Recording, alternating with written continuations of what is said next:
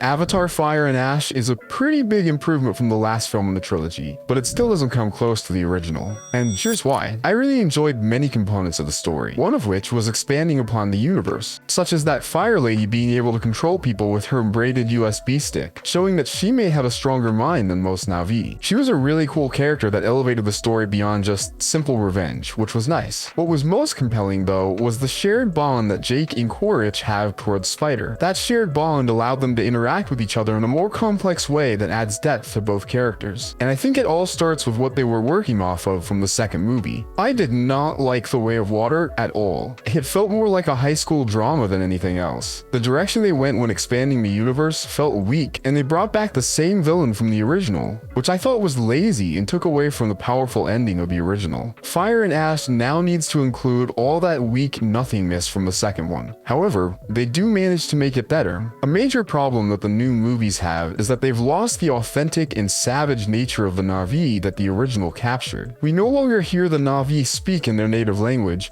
and they all act more human than alien. With Jake's kids it makes sense, but for everyone else it doesn't. However, I am glad that Quaritch was no longer the main villain in this one, but I still think they should have left him dead from the first one. There is more I could say on this, but I digress. Let me know what you think in the comments.